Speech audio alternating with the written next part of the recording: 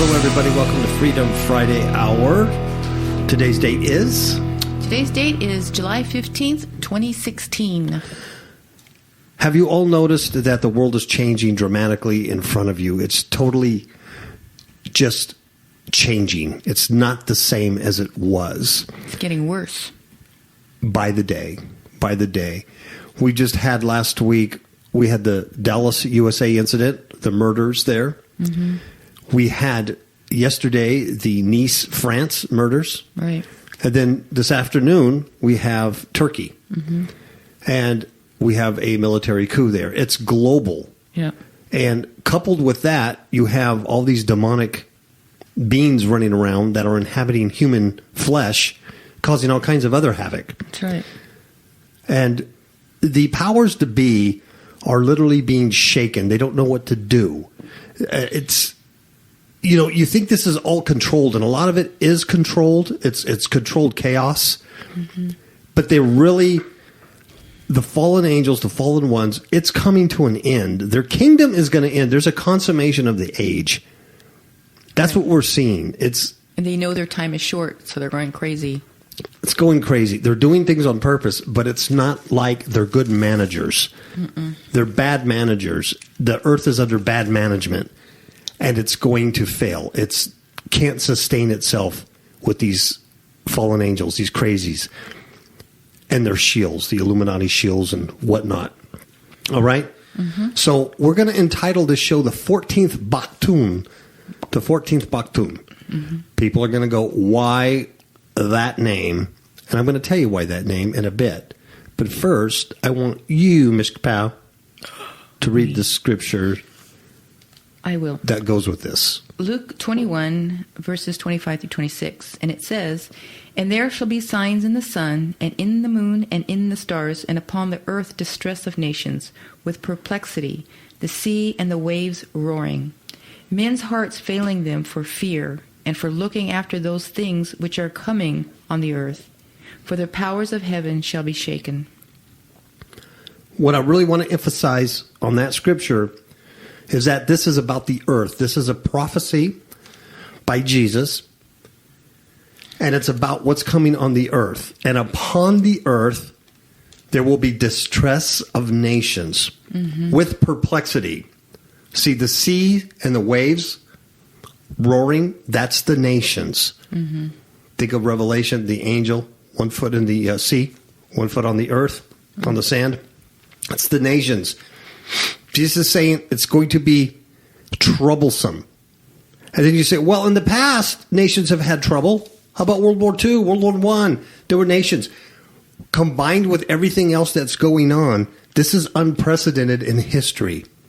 You see, because these globalists have tried to make a one-world government, a one world. You see them trying to reenact the Tower of Babel. But they can't. Right. They can't. They can't reenact it. God has scattered them. Mm-hmm. You see it falling, right? And then the second part of that scripture says, and their hearts are failing them because of the fear and looking after those things which are coming on the earth. Right. Why are they afraid of the things coming on the earth? Because the powers of heaven themselves shall be shaken. Right. So what are the powers? The powers are powers and principalities of the air, Satan, Lucifer and his angels, the fallen angels, of course, all the demonic hordes that they control. It's all being shaken. It's all being shaken. This is very much like the vision that you had about the earth and the red flames. Yes. You know? Yes. And it just kept popping up everywhere until the whole earth was inflamed. That's right. And I said that a few weeks ago, I think. Probably 2 weeks ago, maybe 3 weeks ago. Mm-hmm. And there was a major incident that caused that. Right. And I shared, I believe it was on a Freedom Friday. I don't think it was a Monday show. I shared on a Freedom Friday that I saw the earth and there were hot spots. Hot spots, yes. And there were red flames and then another red flame here all over the globe. And pretty soon the whole thing was engulfed in flames, fire. I saw that about 2 or 3 weeks ago. I shared it, I believe, on a Freedom Friday. But anyway, that's what I saw. And this is that. This is what's coming to fruition. God allowed me to see so that I can warn people. That's right. So I can do this show and warn you and warn everybody. And then you can take it, share it with other people, and warn them. Mm-hmm. Warn them, because I'm telling you, man, it's closing up. That's why I'm calling it the 14th Baktun. 14th Baktun. Let me explain that. I have always been into the Mesoamerican cultures. I love studying the Aztec, the Maya, the Inca, all of that, even Native American stuff in California. In Hemet, we lived on ancient Indian land. Right across from us, we had an ancient May stone that was right across from us in the canyon. That was very ancient. I love that stuff, finding artifacts on the land and things like that. Now, I have to personally be careful with it, because what it did is it kind of led me into mysticism. It led me into New Age philosophy and practices, messing with it. So I got to be careful with it, but I've always liked that. So when 2012 was rolling around, I was very, very interested in the Mayan calendar. Right. Very, very interested in that. Miss KAPOW and I did not believe that the world was going to end. That was going to be total apocalyptic collapse, even though there was a big part of me that wanted it to. Mm-hmm. I was ready.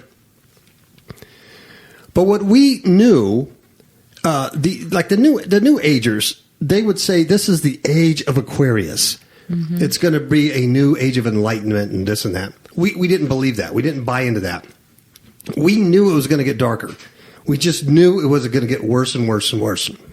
The ancient Mayan, which I don't believe the humans wrote the calendar, or when I say ancient Mayan, I'm not talking about the little Indians that live there now. No. I'm talking about fallen angels. This is fallen angel technology. Okay, this is pre-flood stuff. Mm-hmm. But the ancient Mayan believed that at the end of the 13th Baktun, that there would be the return of the gods. The return of the gods. We firmly believe that. Look at the demonization in the world today. Yep. They have returned. Portals have been opened. How many ways they're open through our own human occult practices, through CERN, through all this stuff. The gods have returned. They're here, but it's not that pleasant. Oh, look at Quetzalcoatl, the feather serpent. These are demonic hordes. Mm-hmm. They're here. So, the Mayans had all this stuff, and Miss KAPOW and I would say, honestly, if the world did not get exponentially darker within a year of 2012, we were going to kind of shut down this podcast, because it's very time consuming to do it. It's negative to do all the news and all this stuff. And we get fought really hard. You get fought really hard. It gets tiresome. You guys don't know any of what we go through to get this stuff done. But it doesn't just take an hour to do this podcast. I don't want you to feel sorry for us or anything, but this stuff always goes wrong constantly when doing this, either preparing for it or trying to do it. It's uncanny. Okay. Patrick Meekin could vouch for a lot of this stuff. Stuff used to happen to him too. Anyway, we said we're not going to do this show anymore if things don't get worse. If things just kind of stay the same, it's always going to be bad, but things kind of stay the same, we're going to shut it down. But every year, every month, now it's just, it's going so fast that it's getting darker and more evil as the days go by. Mm-hmm. So we got to keep talking. We got to keep preaching. We got to keep warning so that you listening can then share it with other people, hopefully, and warn them. Right. Because it really is coming to a close.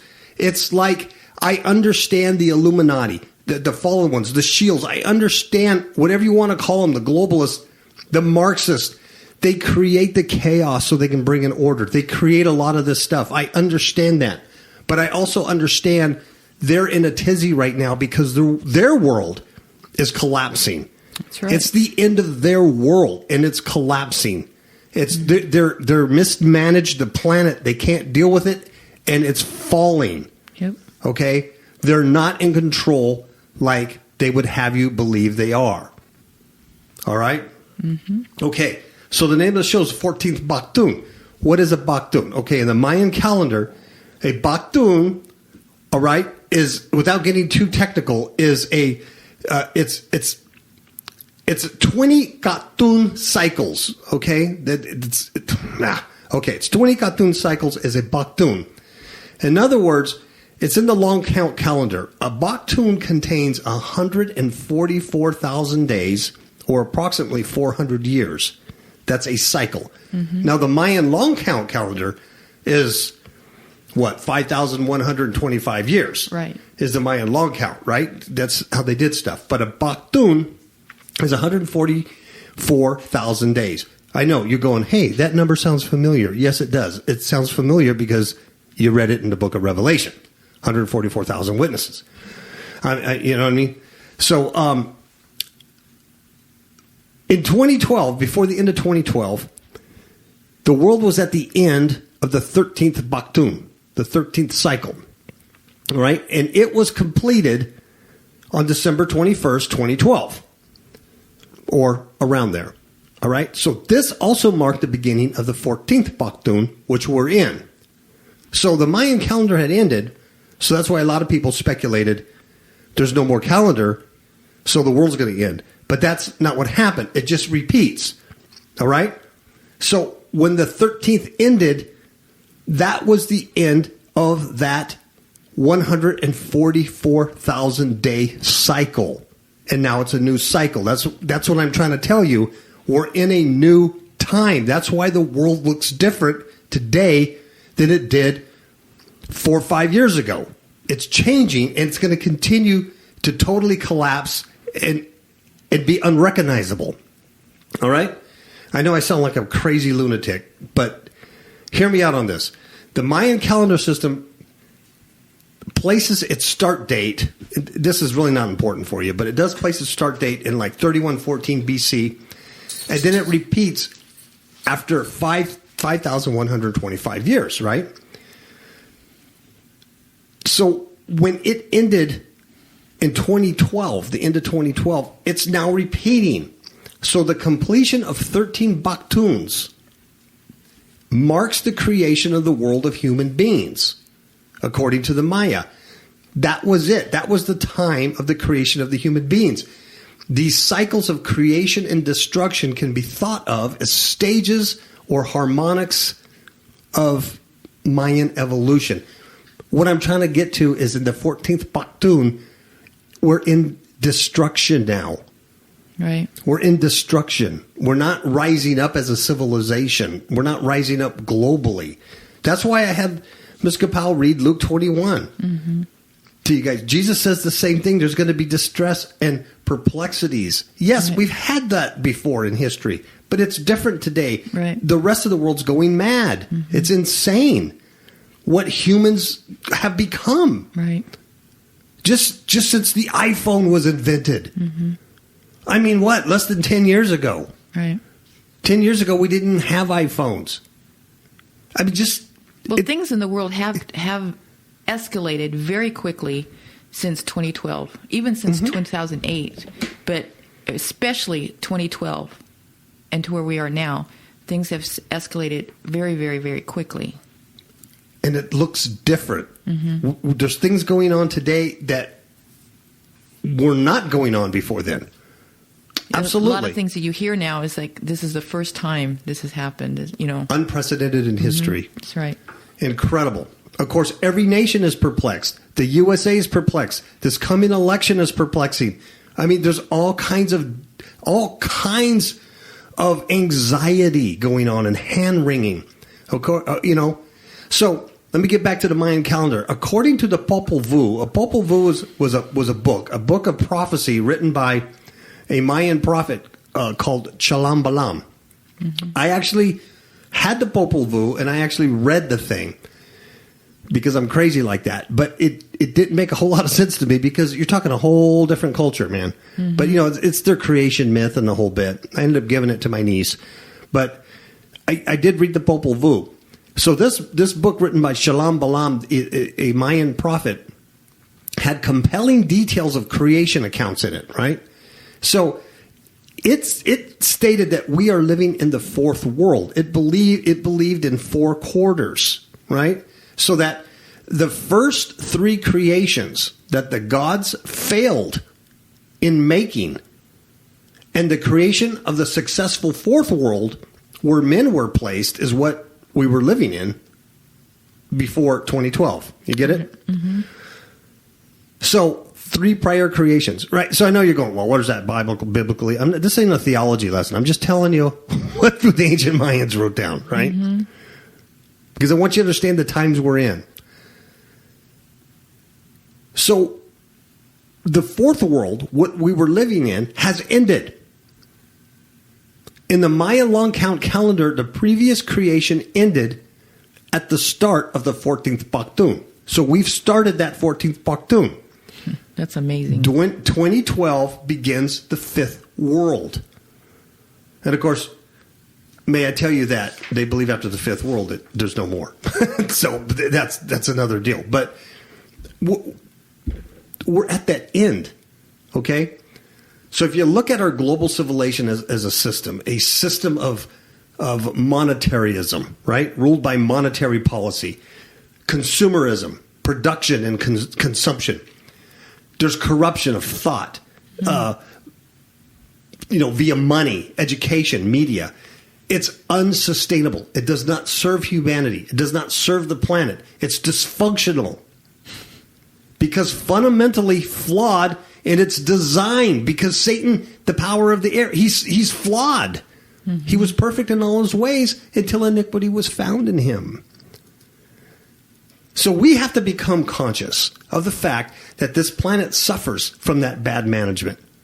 And these managers or rulers are desperately trying to maintain their power, but they're going to fail. That's right. That's what we're seeing globally.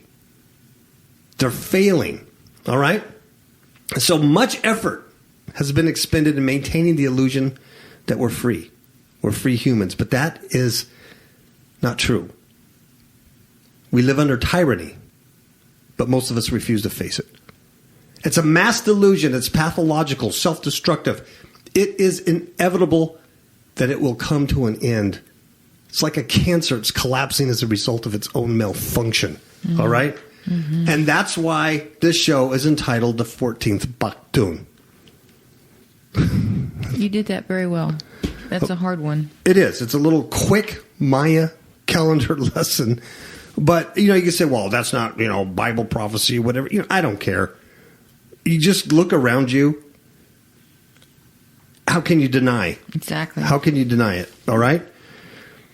So, saying all this really makes these coming stories that we're going to talk about really more relevant. Some of them are just so stupid and silly. You're like, what the heck? But they're really relevant in light of where we're at, the collapse. Exactly. Humans weren't doing this kind of stuff before. They couldn't do this kind of stuff before because they didn't even have the technology. Mm-hmm. Okay?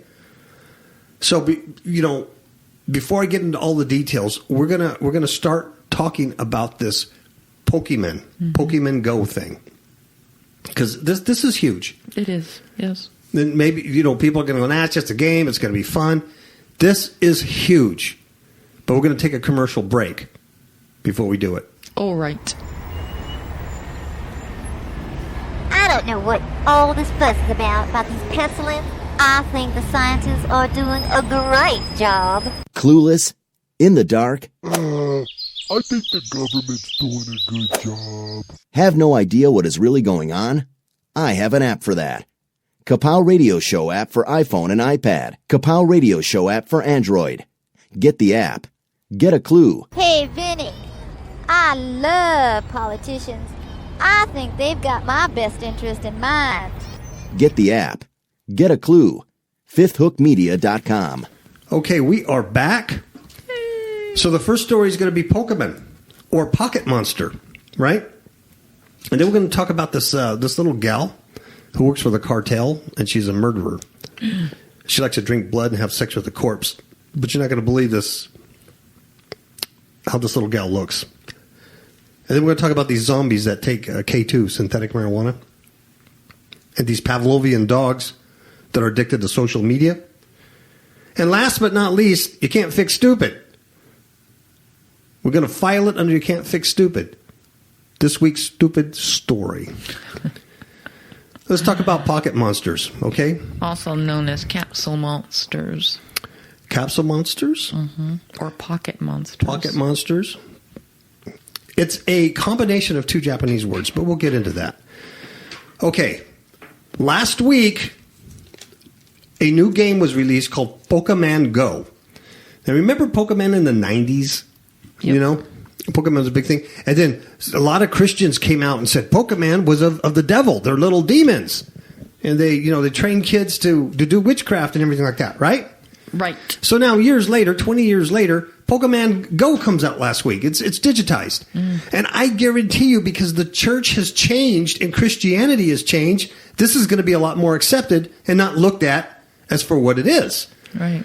There's one guy out there who's preaching against it, but he's kind of a nut. Rick Wiles of True News View, whatever that is. Rick Wiles, unfortunately, is a sensationalist, right?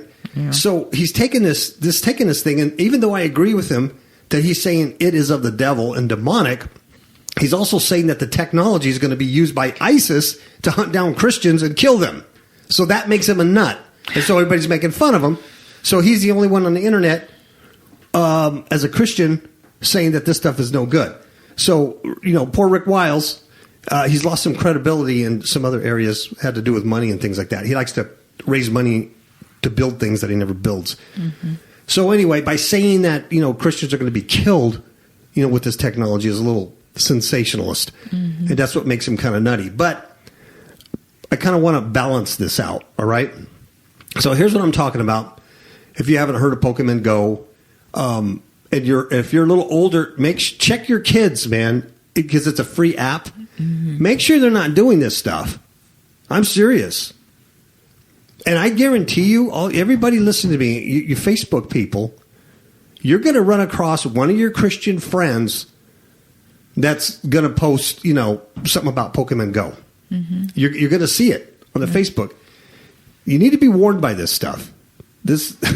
Yeah. Well, there's little dolls and stuff like that in the grocery store all the time. Yeah. Well, now it has a resurgence, and it's going to be really huge. Yeah. Really huge. All right. Pokemon players are trespassing. They're risking arrest or worse. This is from Yahoo News. Let me give you a little background.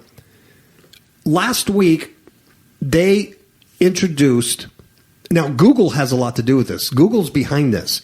They introduced Pokemon Go, and it uses a smartphone, Android or iPhone, an Apple.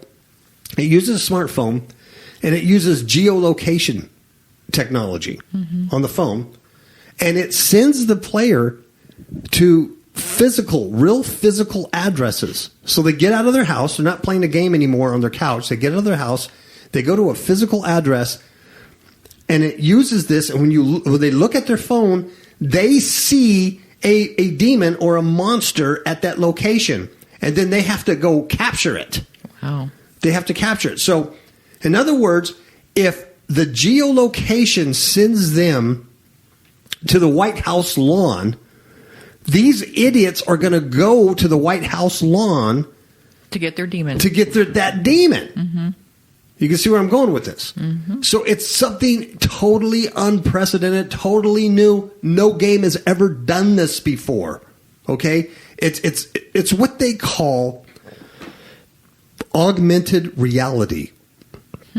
Because they're in reality. They're going to a physical place. They're driving, picking up demons while they're driving.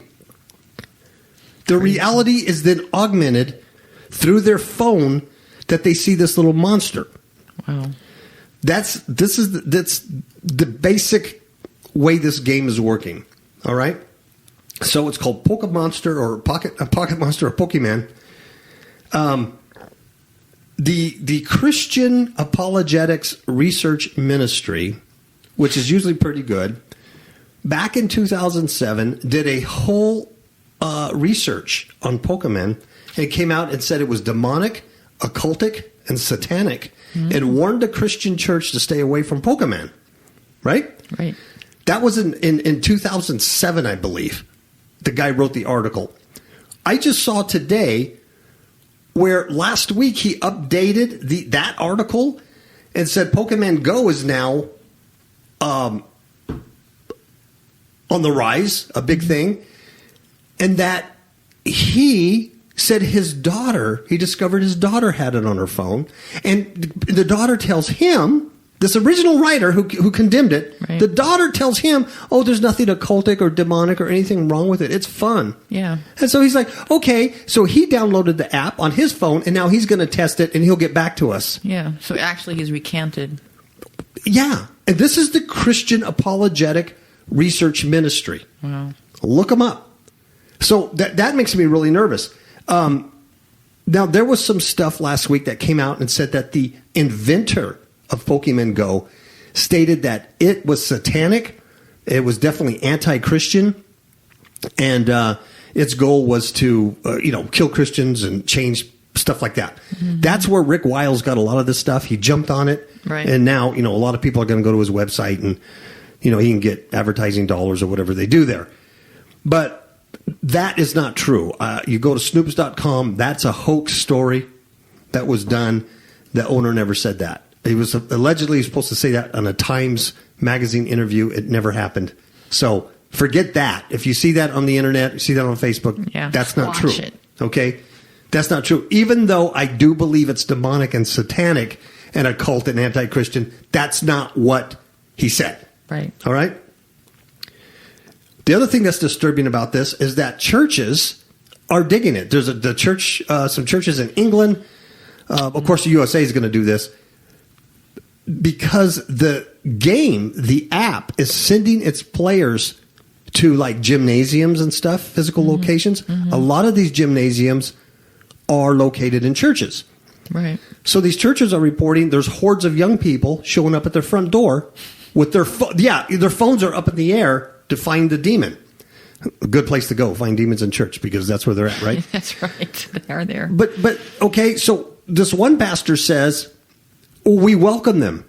They're using it as a tool for evangelism. He encourages his congregation to talk to them about Pokemon Go and also download the app on their phones so that they can play the game and then do a bridge of relatability to them, and then they can tell them about other things, evangelize them, right? Nice. You might as well just have sex with the teenagers. Just go have sex with the 14-year-old girl so then you can evangelize her. That's right. Right? Just go ahead and participate in the sin and demonization so then you can evangelize them. Mm-hmm. So some of these churches are happy, and so they're welcoming these people. Now, you may disagree with me. Well, how else are you going to teach them? Well, if you did teach them, yeah. But that's not what they're looking for, nickels and noses. That's right. You know that. You know the difference. Yeah, okay? Plus they're not relying on the Holy Spirit either. No, not at all. No, get the game and participate in that. Okay, this is from Yahoo News, okay? Phoenix, Arizona. The Pokemon Go craze across the U.S. has people wandering into yards, driveways, cemeteries, and even off limits. Police parking lot. Wow. Yep. In search of cartoon monsters, prompting warnings that trespassers could get arrested or worse, especially if they cross paths with an armed property owner. In other words, these kids, I call them kids because I can't see any adult playing Pokemon Go, but there are some weird adults out there. Yeah. Have the potential, and I'm not lying to you, really putting themselves into danger.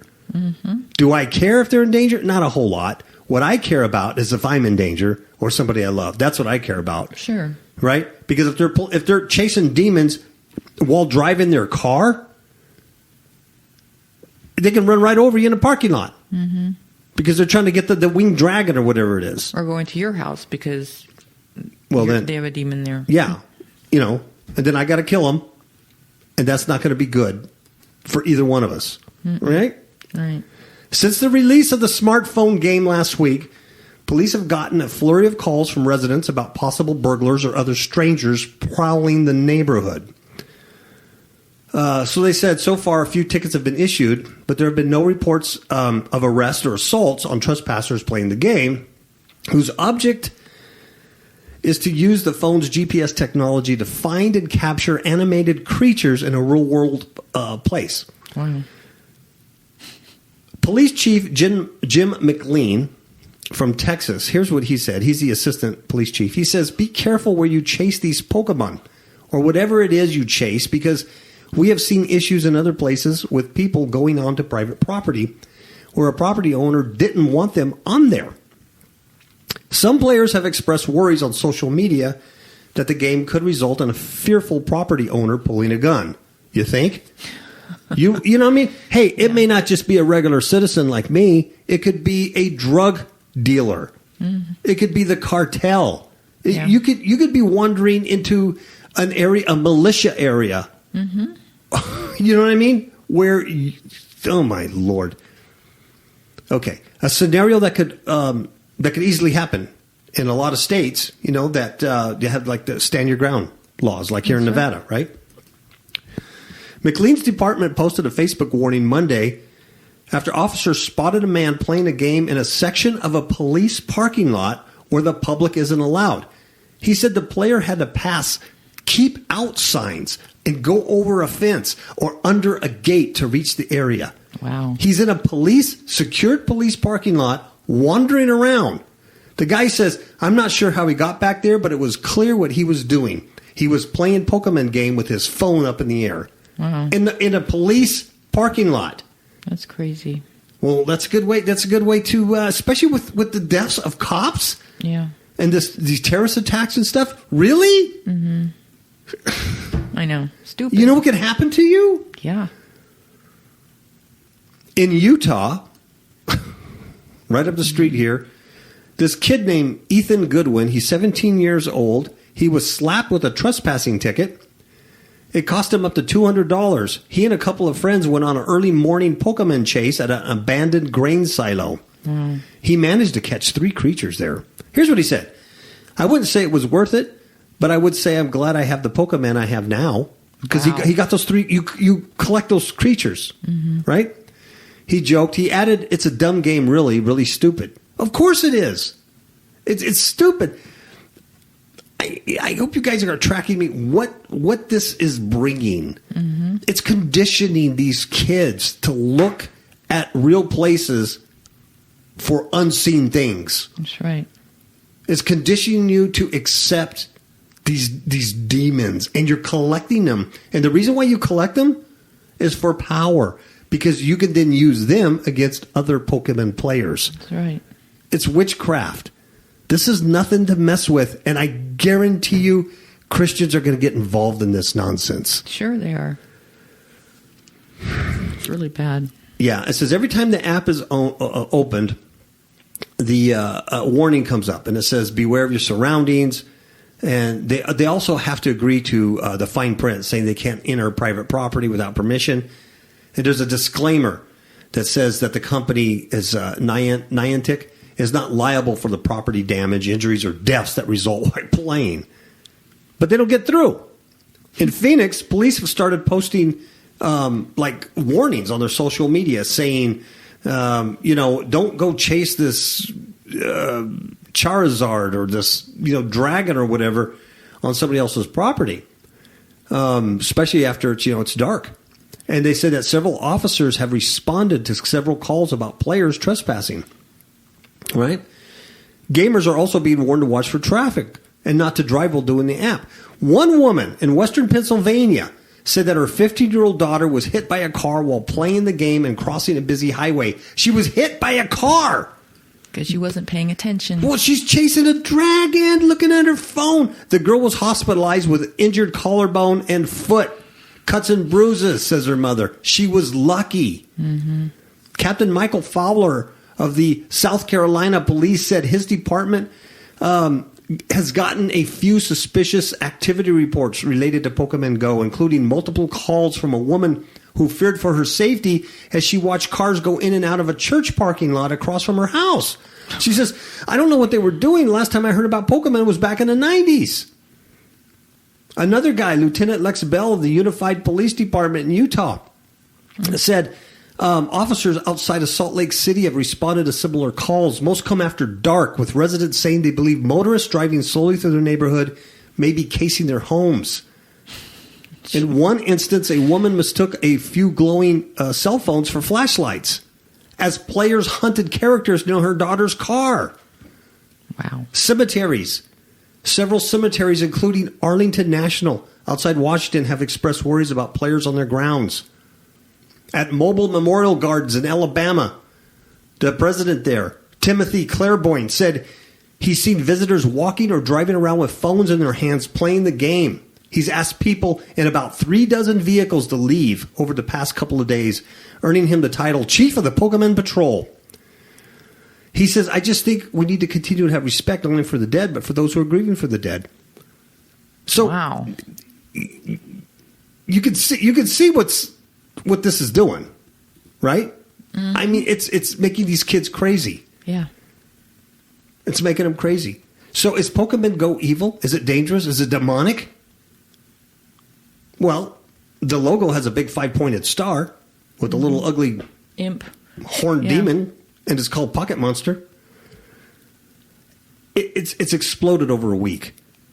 It's exploded. The digital world. See, that's a red flag right there. Mm-hmm. It says the public is embracing it.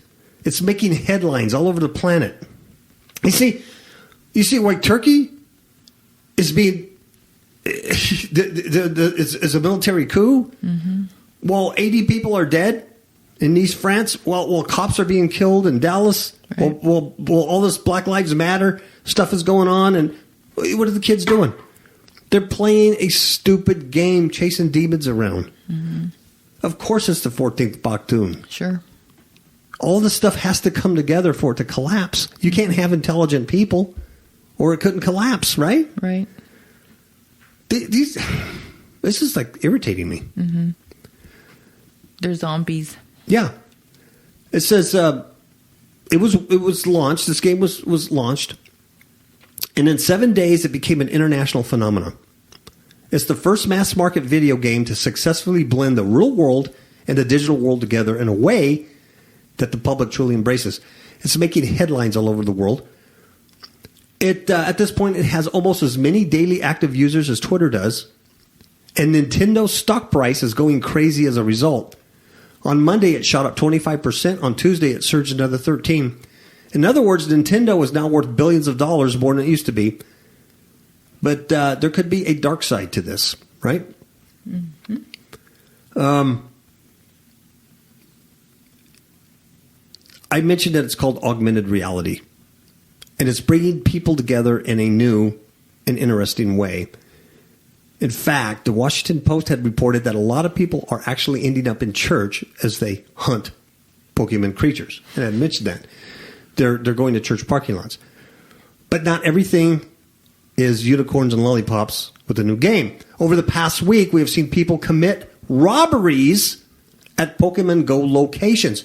What's happening is that the players are getting robbed. Remember I said they're going to be sent to areas that are not good. Can you imagine going into the ghetto looking for your little monster? So people are going to get hurt. Yep. Okay. This report comes from a guy named Ricky Chaparro, and he says new reports are now coming in on the practical dangers of the game, such as a recent report out of Baltimore where multiple people were robbed playing the Pokemon Go game last week. According to the Baltimore County Police Department, and then there was personal security concerns that have surfaced as a new report indicated. Now check this out. Players that have logged into the game using their Google account. See, Google has something to do with this. It uses Google Maps. Of course, yes. It's not just Nintendo, this other company. Google's involved in this. People logged into the game. It's free right now. Why would it be free? Because they want you to. It's enticing. Yes. When you log into this account using your Google stuff, they have given the app permission to go through all of their Google data, including emails and website history. Wow. We talked about Pocket Monster.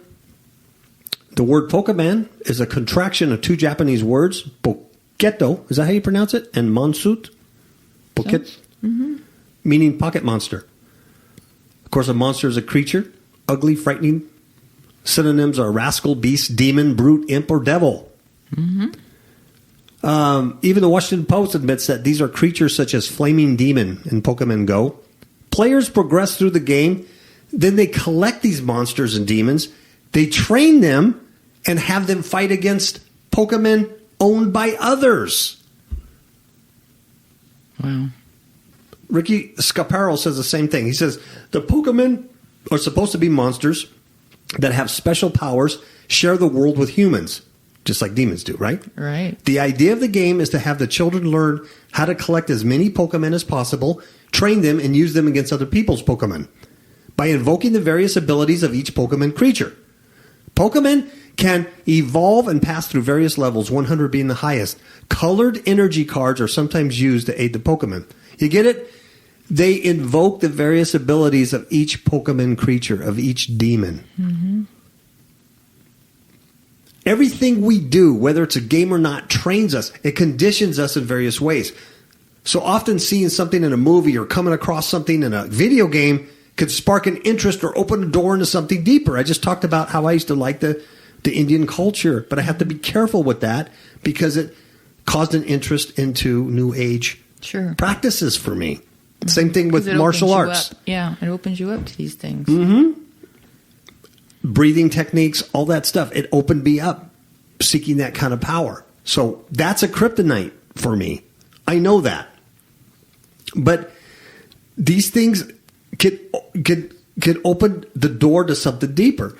Look, for instance, occult organizations admit that one of their best recruiting tools is Harry Potter. After reading the books or watching the movies, many have found themselves curious about the occult world. You experienced that yourself, Ms. KAPOW. Oh, yeah. So, you be the judge of that. But it's demonic. I mean, it's not for people who have denied themselves, picked up their cross, and follow Christ. It's not about that at all. Mm-mm. Okay. Next story. Some guy at Walmart stabs a couple of people. This was sickening. Yeah, he stabs an off-duty firefighter and another person. He was an employee at Walmart in Princeton. This is near Dallas, Texas, by the way. Do you see the picture of this kid? Yeah. He just looks like a punk. Look at him. He does. Mm-hmm. Just look at his eyes. Doesn't he look like just an arrogant little punk? Yeah, that's right. Who knows why he did this? He says that an off-duty McKinney firefighter and one other person were attacked at the Walmart in Princeton. See, you just wouldn't think that. You're just going to the store to pick up a few things. And the guy worked there. He's an employee. He said 2 victims. It doesn't give much detail, but he said that this guy, his name was Oswald, by the way. Don't you find that interesting? Yeah, I do. It's right out of Dallas, Texas. His name is Oswald. Mm-hmm. Frederick Oswald of Princeton. Interesting. Oswald was reported. It kind of looks like Oswald. To tell you the truth, look at his picture. Yeah, that dead look. It does. Yeah. He was reported to be doing work for Walmart at the time of the incident. Both victims are out of surgery and expected to make full recovery. Mm. The Walmart employee, Nicholas Martinez. Oh, I'm sorry, Oswald. What? Wait, who's Oswald? The 2 victims are identified as McKinney, Fire Department's Battalion Chief George Cook of Princeton, and Frederick Oswald of Princeton. Oh, okay. So it's okay. So the stabber is Nicholas Martinez. Yeah. Okay. 20. He still looks like Oswald. Allegedly slit the firefighter's throat from behind with about 200 to 300 shoppers inside the busy store. See, they're very blatant now too. Yes. They're out in the open. They don't do things in the night or in the dark or secretly. in secret. They're just out there in public. Slit the guy's throat from behind. You know what it would take for a human to do that? I mean, one, you'd either have to be highly trained, a trained assassin. Or possessed. Or possessed by the devil. ISIS and Al-Qaeda and stuff, they trained their little ones. They start them off killing animals and goats and stuff like that, desensitizing them. Here's this 20-year-old kid. He wouldn't have that training. There's no reason why him to do that except he was totally possessed by demons, by Pokemon. He does this in front of horrified onlookers and other workers, and then he simply walks out of the store. Yeah, where he's arrested. You're not expected to see that at a store. No. So yeah, it's very shocking. Crazy. And it's trauma to everybody that's seen it. Yep. Yeah, it just spreads that demonic trauma. That's right. And affects them. Folks, you have to go to our Fifth Hook Media on Facebook, right? Facebook.com/Fifth Hook Media. Mm-hmm. You got to look at a picture of this girl. Her name is Juana. Yeah, this is our next story. Her name is Juana. She's a Mexican hit woman. She claims she has sex with corpses after beheading them and drinks the blood of the dead. But the reason why you look at her picture is because you won't believe how cute and nice she looks. Yeah, she looks like one of our little waitresses. You know what I mean? Yes, she does. I mean, her face is sweet, like a sweet little girl. I don't know how old those pictures are. I don't know. But she's a hit woman. She's in jail right now in Baja California. A hit woman for one of Mexico's most notorious cartels has made a stunning confession from her jail cell. She claims to have intercourse with beheaded corpses and drank their blood. She's only 28 years old. Her name is Juana. They call her La Peque, probably like Pequito, Pequita, the little one, because she's small, little. And she's from the Ruthless Zetas cartel. Juana said, here's what she said, ever since I was a little girl, I was a rebel, and then became a drug addict and an alcoholic. Do you think that opened her up to something? Yep. Rebellion. Yes. And then everything with it. And that usually comes after a rejection. Mm-hmm. And she was little. Yeah. Well, she was born in Hidalgo, near Mexico City. She became pregnant at age 15 by a man 20 years her senior. Wow. Right? To support herself and a child, she worked as a prostitute. And then she got into the dangerous world of the cartel. Mm-hmm. She started off as a lookout for police and army patrols. All right? And her job entailed, 8 hours looking out for these things. And she'd get punished if she didn't do well. And during her time working for the cartel, she said she witnessed a host of gruesome moments, including a man's head being smashed open with a mace. Oh, see, so her mind was being conditioned. Mm-hmm. It's very same thing with the Pokemon thing. Conditioning the mind, opening yourself up to these experiences over and over again to where you become desensitized. Mm-hmm. Yeah.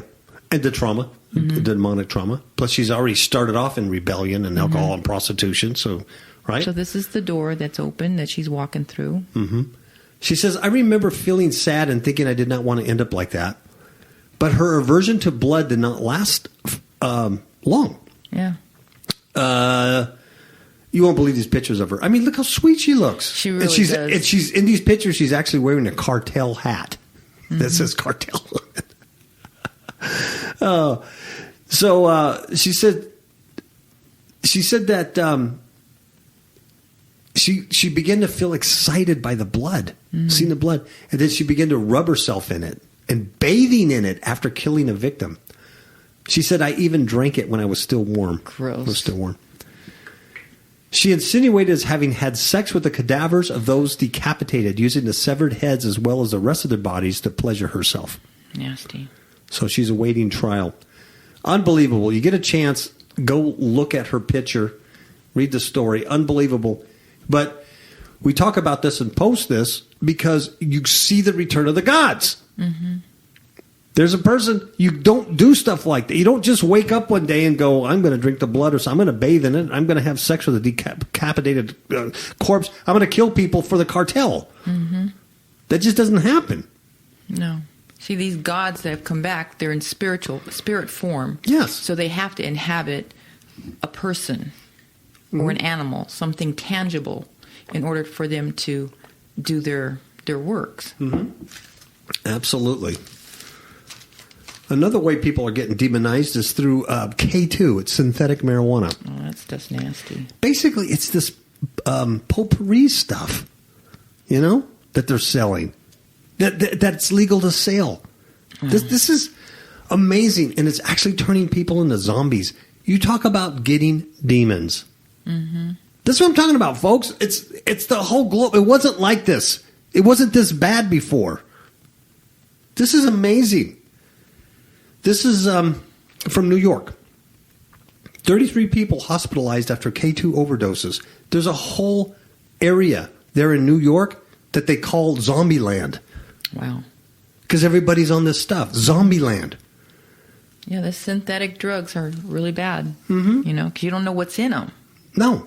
And it says they got a bad batch of synthetic marijuana. It's all bad. Dozens of half-dead people blindly staggering through the streets of a Brooklyn neighborhood known as Zombie Land. Oh. Propping themselves up against fire hydrants, vomiting foam down their shirts. See, even the drugs aren't the same. Mm-mm. You know? Even the drugs are different. The apocalyptic scene wasn't for a movie. The victims had apparently smoked a bad batch of synthetic marijuana known as K2. 33 people had to be hospitalized. It's a good thing they got good medical insurance, huh? Who pays for that? We do. Taxpayers pay for that. You think these people were worried about their finals at university the next morning? Nope. How about showing up to work? These people don't work. They don't contribute anything to society. That's what I'm talking about. It says it looked like a scene out of The Walking Dead. Mm. These guys were wandering around, stumbling all over the place. They were completely out of it. They didn't know their whereabouts. Some couldn't even get off the floor. One guy was even trying to hold himself up against a fire hydrant. It was ridiculous. He says, look at these dudes. They can't even stand straight. He says this in a video. He says, while walking through the junky wasteland, panning to people, because he was videoing it, people passed out on the concrete. This is crazy. Now, cops said the druggies started dropping like flies about 9:40 a.m. in the morning. That's pretty early. With most of them being found on the sidewalk and subway platforms near Broadway and Myrtle Avenue. A notorious spot for K2 users that has been dubbed Zombie Land by cops and residents. That area is ground zero for K2 addicts, a police source said. They have people there who are zonked out on K2 all the time. Right? Here's why. The pictures, too, are very horrifying. Oh, it's sad, they're screaming like they're demon-possessed. It does look like one of those movies. Mm-hmm. There's a store at the corner that sells it, and there's a methadone clinic nearby. Wow. So these guys were addicted to heroin, now they're addicted to methadone, and then they just go and get their synthetic K2. It is believed that people who go to the methadone clinic are also using K2. They're drug users. The victims were taken to the hospital, and they're expected to survive. The majority of these people who were doing this were young teenage guys who hang out in the streets. They initially received a call for multiple overdoses. 33 of them. Wow. Yeah, interesting number, too. Yeah, 33 of these.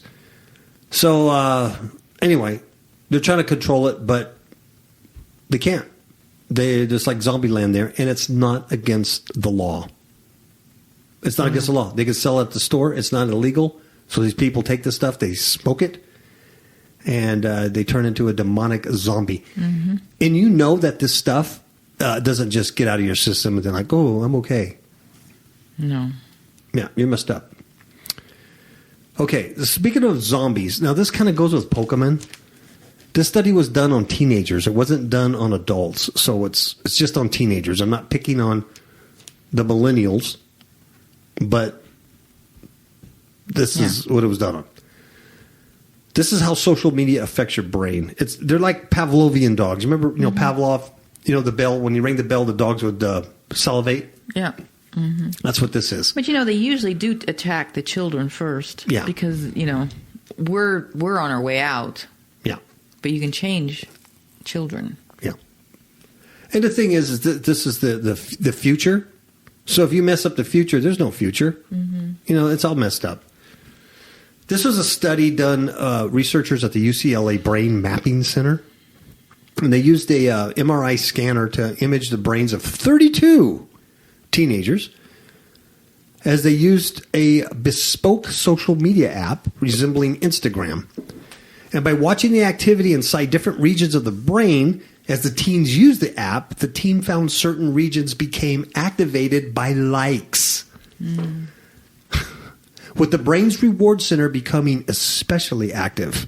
Mm-hmm. Now this is interesting. When the teens learn that their own pictures have supposedly received a lot of likes, they show significantly greater activation in parts of the brain's reward circuitry. It's the same group of regions responding when we see pictures of a person we love or when we win money. Wow. So getting a social media like for one of your pictures or a lot of likes, it's just like if they won the lotto or they see someone they love. The same circuit is activated. Do you know how that could be used to train a Pavlovian dog? Yeah. Amazing. All you have to do is put some propaganda out. ISIS is good. Oh, I put an ISIS picture out. I got 100 likes. Oh, I'm popular. Oh. And it's the company giving you the likes. It's not even real people. It's very deceptive. It's witchcraft. Yeah. And because you get this reward, you're like, oh, that's really cool. I'm going to do more of that. I'm going to join ISIS. Because the whole thing is about acceptance. They're being accepted. It says the teens were shown more than 140 images where likes were believed to be from their peers, but were in fact assigned by the research team. Scans revealed that the nucleus accumbens, part of the brain's reward circuitry, was especially active when the teens saw a large number of likes on their own photos, which could inspire them to use social media more often. Sure. Wow.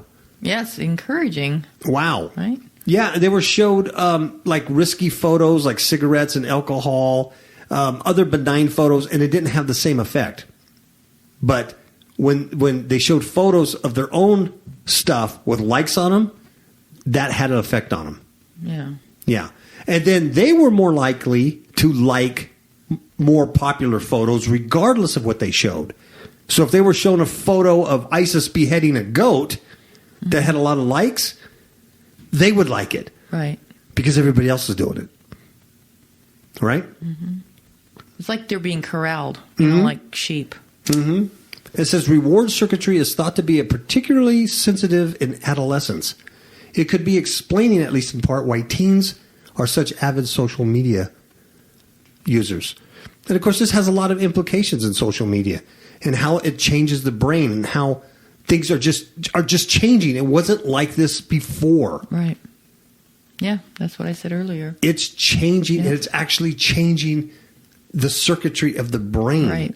And so instead of looking at a person face to face and seeing their expression, where you know your message is getting across, and whether they like it or accept it or not, it's done through digital likes. Right.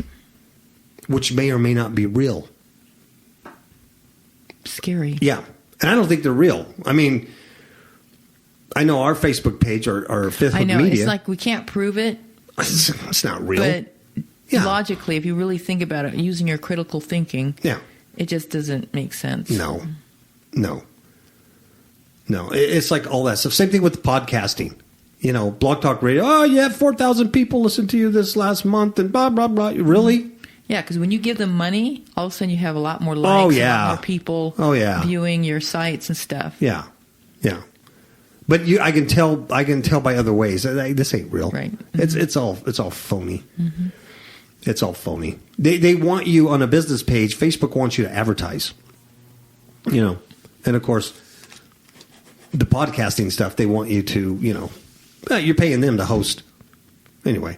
Okay, this is going to be our last story, all right? We're going to file this under you can't fix stupid. Right. You can't fix stupid. Nope. Right? This is in Russia. And I think there was some alcohol involved in this. You think? Yes. A woman was decapitated during sex. By what? A passing train. No. How does that happen, you ask? How? Yes. Let's see. She was having sex on the railway line.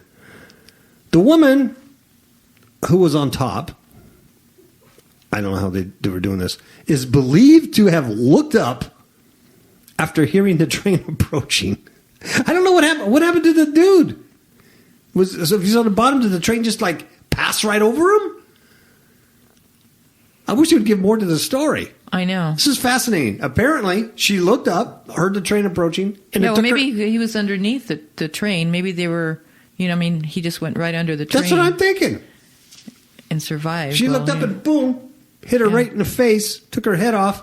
And so she was hit by the train head on. Yeah, and he just laid there and the train rolled over him. I don't know. He's got to be messed up.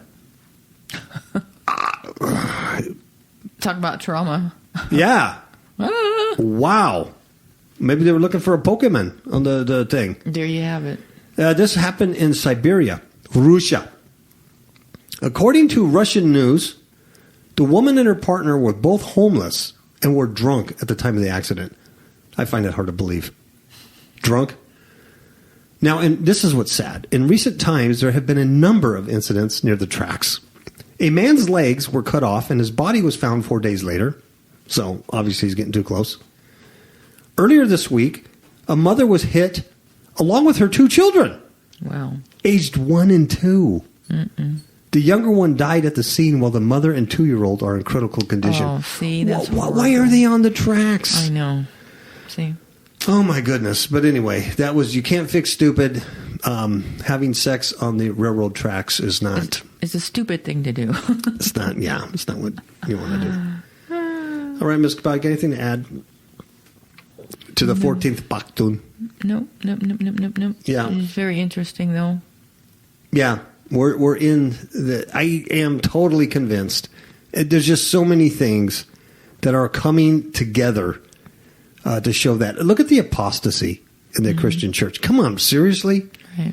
Can I mean? I just mentioned Pokemon, and I just mentioned that in 2007, the Christian Apologetics Research Ministry had come out and condemned Pokemon as being occultic and satanic. And now, today, they say, well, my daughter had it on her phone. I just discovered my daughter had it. I have a problem with that. Because if you're a man who saw Satan in something in 2007, you still should be the same man that sees Satan in that very thing years later. And telling your daughter, Yes. this is dangerous. I have a real issue about that Christian parenting. Mm-hmm. Well, because he's the head of the household. He's the covering of the family. Yeah. So for him to allow that. And not know what this on your kid's phone. And then he asked her, oh, there's nothing demonic or occult about it. She's a kid. What is the heck she's supposed to say? Why would she have it on her phone? And then he goes, so we'll see. I download the app myself, and I'm going to play the game myself, and I'll write later and tell you if it's occultic or demonic. How he's just allowed a breach to come into the home. So yeah, I mean, really, how does the digital version, right? I know it's all cool and real life, geo-mapping and collect demons. How is that different than the Pokemon cards 20 years ago? Right. It's not. It's the same. But see what I mean? The apostasy, it just, Rick Wiles, I mean, whatever. I think he's sincere, and I agree with him that it is demonic and satanic. But then he's saying that ISIS is going to use the technology to hunt down Christians and kill them. Then that makes him a nut. But of course, that gets people to go to his website and then, click on his Google ads. I mean, you know what I mean? Mm-hmm. I'm not trying to be facetious or mean. It's just that it's all sensational. That's right. But there's a real problem here, and all this stuff is converging. It's all coming together. Now, maybe it's just that I watch too much news or listen too much to it because I'm involved in it, because I do this show and you stay on top of this stuff. And sometimes, I do meet people who don't get this deep into it because of the depression it gives them and things like that, and they do seem a little happier. Mm-hmm. But just because you're a little happier doesn't mean it's not real. That's that right. The world isn't collapsing around you. It's just that you're going to be ignorant of it when it does. That's right. And you want to know because you want to make those decisions that you can now before it's too late. The greatest decision is your eternal salvation. That's the greatest decision. But you want to make some financial decisions. That's right. You want to be aware of certain things before it all comes down. How is it going to affect you here? It's going to affect you. Definitely. This presidential election is going to affect you here in America. You have to know that. Mm-hmm. And the things that are happening in Europe and stuff, you feel like, well, it's over there, but it's going to affect us. Even this thing in Turkey. That's right. You got to think, how is it going to affect your oil prices? Oh my God, don't start messing with America's oil in their cars and, cheap gas. Mm-hmm. That's when they really get upset. You know what I mean? That's right. Everybody else around the world probably pays around $10 a gallon. Here we're still paying $2.50. Don't mess with the gas. See, but how's it going to affect you? You got to know these things. Right.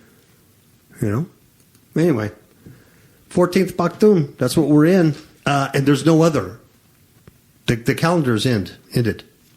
My calendar. Yeah. It's a lot done. of things are ending. Yeah. And so according to the KAPOW, there's 5 stages, and 4 stages, we're in the 5th stage. The 4th is gone. Now, that's not Bible prophecy. I can sit here and read you Nostradamus, I guess. You know what I mean? I'm just saying, look at this stuff in context. Mm-hmm. Of course, let's just read the scripture that we read earlier. Yeah, let's just read that again. That was in Luke 21, verses 25 through 26. And there shall be signs in the sun, and in the moon, and in the stars, and upon the earth distress of nations, with perplexity, the sea and the waves roaring, men's hearts failing them for fear, and for looking after those things which are coming on the earth.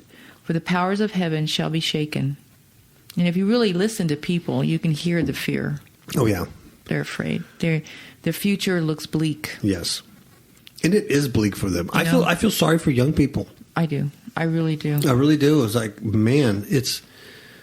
Well, I was with some women a couple of days ago. They have grandchildren. Mm-hmm. And they mentioned how crazy the world is and how they fear for their grandchildren. Mm-hmm. The future doesn't look bright. It's not the same. You used to be able to go get a good education, come out there with a degree, get a good job, build your income. You'll be able to buy a house, have the white picket fence and the dog. And, wow, that's not over. Like that now. Mm-mm. You can spend the rest of your life paying off student loans now. Mm-hmm. And paying for everybody else. Yeah. That's just it. Oh, that's what they wanted to do with Obamacare. Want the young people to pay for all the old people. Mm-hmm. Or sick people, I should say. Come on. Yeah. Man, it's not the same. So anyway, I'd like to end on that positive note there. So you guys have a good night and, have some Sweet chocolate. dreams. Sweet dreams. Yes, it's all fine. Don't let the aliens get you. Don't let the Pokemon get you. Hey, you folks know what I'm talking about, right? Yeah. And if you look at the grocery store and at Target or Kmart, wherever you go, you'll see those Pokemon dolls. And now why are you seeing them right before that game wasn't even released till last week? Mm-hmm. But see, all that marketing. Yeah. They made it an internet success. Mm-hmm. They made it. It wasn't by accident. No. Google behind all of that. They're behind me even talking about it. They're controlling my brain. Hey, speaking of weird markets, I mean, we're going to end here because we've gone kind of far, but I just want to tell this. I just want to tell this quick story about Johnny, Crazy Johnny. Oh yeah. We know this guy here. He's like one of us, but he's like one of us, but maybe like on steroids. You know what I mean? He's boy. His eye. Let me put it this way: his eyes are so opened to stuff that they burn. I mean, his doctor, my eyes. You know what I mean? This guy, he's one of the construction workers around our community, and he does. He puts in cabinets and stuff like that. He was in our home this last year because we had some warranty work done, and we met Johnny. And he loves Jesus, and he wears the Jesus hat and the Jesus shirt, and he'll talk about Jesus. But he's got a real unique ministry. He works for Mormons, and he witnesses to these Mormons. He's reaching people that you and I could not reach, and he has no bones whatsoever preaching the gospel of Christ all the time. But he's also very much into like what we talk about, right? He's into like what we just got done talking about. Yeah. And he sees all this stuff. He understands these things. His eyes are very open. He's a recovered drug addict. He was deep into the drugs. He was deep into the occult. So he understands all of this stuff.